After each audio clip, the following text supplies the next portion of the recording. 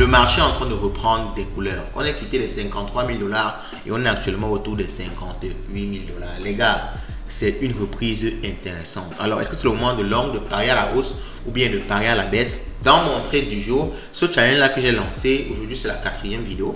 Je vous invite à aller voir les autres vidéos. Alors, c'est tout simple le challenge. Chaque jour, ou du moins chaque fois que je fais une vidéo trade du jour, je prends une position en rapport, n'est-ce pas, avec le marché futur des crypto-monnaies. Soit je parie à la hausse, soit je parie à la baisse. Et on va dire que jusqu'à présent, je ne sais pas si c'est la chance du débutant, mais ça me sourit toujours. Je vais vous montrer déjà mes chiffres du trade 3 parce que c'est ça le principe. Lors d'une vidéo comme ça, je vais prendre un trade et dans la vidéo qui suit, je vais vous montrer, n'est-ce pas, les chiffres que j'ai obtenus. Et une fois de plus, j'étais encore positif.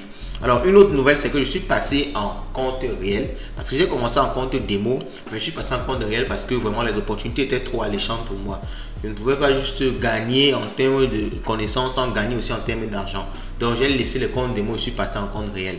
Alors, peut-être c'est une erreur de ma part parce que je m'étais dit que je devais faire le compte réel pendant compte démo peut-être pendant 6 mois, mais j'ai fait juste pendant 2-3 mois. Mais il faut savoir que j'ai aussi une longue expérience en crypto-monnaie. Ok, peut-être pas en trading futur, mais en crypto-monnaie en général, j'ai au moins 2 à 3 ans d'expérience. Donc, je me suis dit que ça comptait également et je ne devais pas forcément rester par rapport à mon plan. En tout cas, vous savez, en trading, on n'a jamais le plan parfait. Ok, c'est avec le temps qu'on s'améliore et qu'on corrige ses erreurs. Alors, si en trading démo, en fait, si en trading réel, je constate que je ne m'en sors pas, je perds, je vais repasser en démo. Donc, n'ayez pas du tout honte de faire ça. Et moi, j'ai conseillé ça à tout le monde. Commencez en démo et faites le démo le maximum de temps que vous pouvez faire. C'est comme vous allez vous sentir plus confiant, comme moi maintenant, avant de commencer à passer en trading réel. Ok, donc ne soyez pas du tout pressé de passer en trading réel. Alors, qu'est-ce qu'on va voir dans la vidéo d'aujourd'hui? On va déjà voir mon ancien trade. Quels sont mes chiffres? Est-ce que j'ai fait de l'argent? Si oui, et je vous ai déjà dit oui. On va voir le trade du jour. On va faire une analyse crypto. Comme vous le savez, on va voir la tendance, on va voir le Dixie, on va voir tous les indicateurs qui me permettent de prendre des positions. Et à la fin, on va revenir sur les news du jour. Et vous savez que les news du jour, c'est un indicateur aussi extrêmement important pour prendre effectivement des décisions. Alors, mais avant tout ça, on va un peu faire un état du marché. Et je vais vous dire pourquoi je pense que c'est maintenant que le bull run commence. Le bull run n'a pas encore commencé. Du moins, avait commencé. Mais maintenant, c'est la phase explosive. La phase parabolique commence là maintenant. Les gars, il va falloir s'accrocher et il va falloir suivre. Sinon, vous allez être perdu. Vous allez vous retrouver en train de voir les gens. Quand je dis des gens, je parle de moi qui ont fait des plus, on va dire des plus 1000%, des plus 2000%. Parce que vous n'étiez pas accroché. Donc, abonnez-vous, likez la vidéo, laissez un commentaire, suivez l'actualité, les gars. C'est maintenant que tout est en train de se passer. Est-ce que vous êtes prêts? Allons-y, let's go. Bon.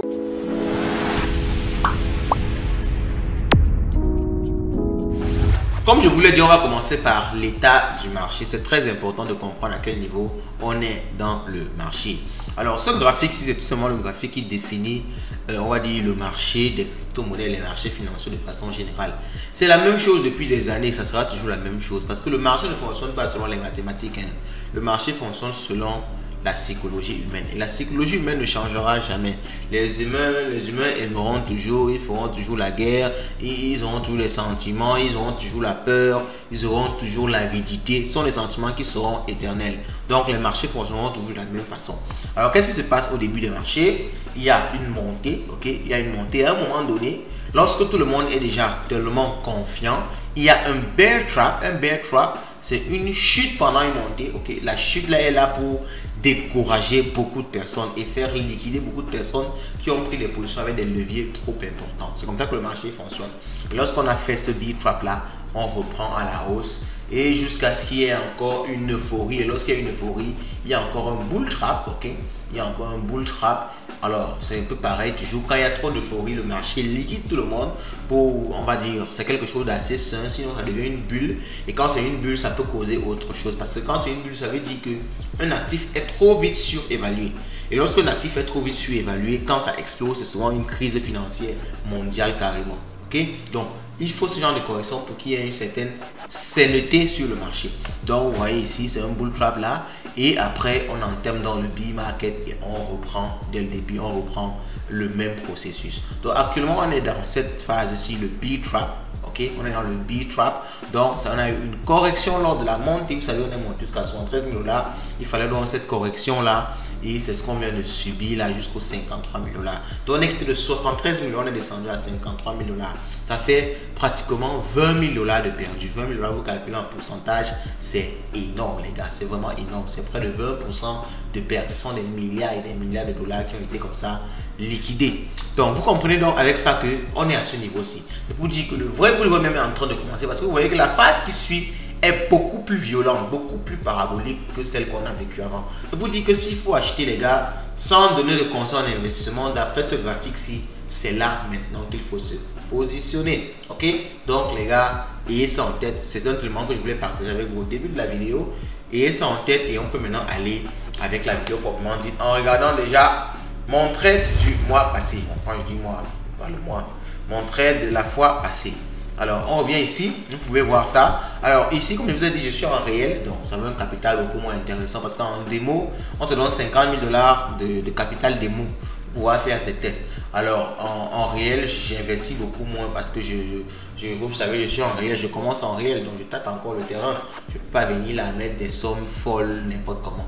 Là, quand même, je ne peux pas le faire. Ok, donc j'investis encore moyennement. Donc forcément, mes gains sont encore moyens. On peut voir ici que j'ai pris 2 trades à l'intervalle de 30 minutes. J'ai pris 2 trades, j'ai pris 88 $ et 104 $. Ok, bon, ce qui me plaît vraiment, c'est que j'ai eu raison. C'est pas trop le fait que je vois pas trop l'argent, déjà que c'est pas très beaucoup, mais ce qui me plaît entre guillemets, c'est que j'ai eu raison.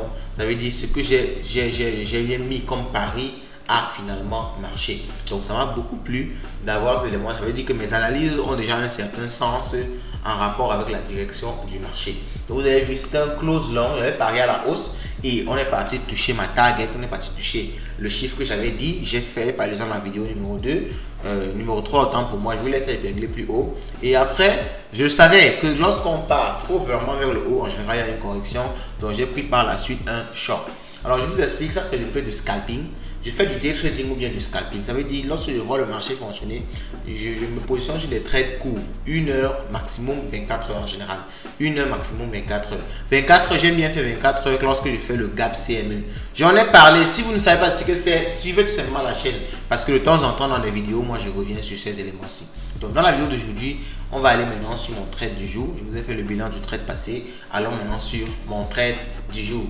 Je ressors mon tableau FEDI. Vous savez que c'est sur ce tableau que je me base pour prendre mes trades. On va commencer à le remplir rapidement. Je ne souhaite pas que cette vidéo soit très longue, donc je vais aller rapidement. Si je parle vite, posez des questions en commentaire, rejoignez-nous sur Telegram, WhatsApp et tout. On pourra vous aider.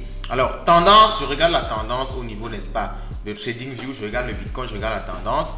Alors ça, c'est les anciennes tendances que j'avais dessinées. Regardez la vidéo passée. Et je vais simplement déplacer ça pour voir un peu la tendance du jour. Et on peut voir que, n'est-ce pas, sur les dernières 24 heures et même sur la suite, la tendance est haussière. Donc, je vais simplement mettre long. La décision que je prends, c'est long. Quand la tendance est haussière, ça veut dire qu'il faut que je parie à la hausse. Après, on regarde quoi? On regarde le RSI. Le RSI, je regarde simplement ici. Indicateur, c'est déjà dans mes favoris. Je sélectionne simplement RSI. Et on est à 70. Alors, quand le RSI est à 70, ça veut dire quoi? En général, ça veut dire que l'actif est suracheté. Je l'ai déjà expliqué ici. Quand le RSI dépasse 70, l'actif est suracheté. Il peut avoir un retournement de tendance vers la baisse. Et quand le RSI est en dessous de 30, l'actif est survendu et il peut avoir un retournement de tendance vers la hausse. Donc là, je vais plutôt short parce que ici, on est en train de me dire qu'il y a eu trop d'achats. Il peut avoir un retournement de tendance à la baisse. Donc, c'est pour ça qu'on conseille de short. On va continuer, on va regarder maintenant les liquidations. Pour les liquidations, je regarde ça sur CoinGlass. Alors, je suis désolé du chien, il ne veut pas s'arrêter d'aboyer. Il ne veut pas s'arrêter d'aboyer, je ne sais pas pourquoi ce chien ne veut pas arrêter d'aboyer. Donc, vous allez seulement m'excuser, j'ai déjà tout fait. Vous allez un peu supporter. Donc, maintenant, nous sommes au niveau des liquidations. Et on va, n'est-ce pas, regarder à quel niveau les poches de liquidité sont. Je l'ai toujours dit. Le Bitcoin se comporte de façon à aller toucher les poches de liquidité. Et on peut voir ici qu'on va regarder même sur 12 heures. Les liquidations sur 12 heures sont positionnées sur les 56 223. Donc, ça veut dire qu'il y a beaucoup de chances qu'on descende ramasser ces liquidations-là, ces liquidités-là avant de remonter. Donc, ça veut dire que je dois prendre un short et je vais m'arrêter vers les 56 223. Donc, liquidation, c'est dit. Liquidation me permet de me montrer qu'il faut que je short pour m'arrêter vers les 56 223. Alors, en même temps, je vais vous mentionner un fait. Dans les trades précédents, je n'ai pas mis de stop loss sur mes 2 derniers trades. c'était pas du tout conseillé. Je n'aurais pas dû faire ça. Je l'ai fait parce que j'étais vraiment sûr. Mais même quand tu es vraiment sûr, il faut toujours mettre de stop loss. Vraiment. Je ne l'ai pas fait. Ça veut dire que si le marché, s'il y avait une nouvelle bizarre et que le marché n'allait pas comme je voulais, je devais perdre tout mon capital. Donc je tenais à préciser ça à tous ceux qui me suivent. Si vous lancez dans le trading futur, ne faites pas comme moi. Du moins, ne faites pas comme j'ai fait la fois passée. C'est pas du tout bon. Alors le Dixie est descendant. Vous pouvez voir ici. La tendance du Dixie continue à descendre là. Mais je peux voir une bougie ouverte qui a commencé ici. Alors, il faudrait voir les bougies qui vont suivre pour voir s'il y a une confirmation d'un retournement de tendance. Mais jusque là, la tendance est baissière. Et quand la tendance est baissière au niveau du Dixie, qu'est-ce qu'il faut faire? Il faut long. Alors, mais il y a deux éléments déjà qui m'ont fait, qui me font peur en fait, qui me font vouloir shorter. Parce que j'ai déjà deux longs, deux shorts.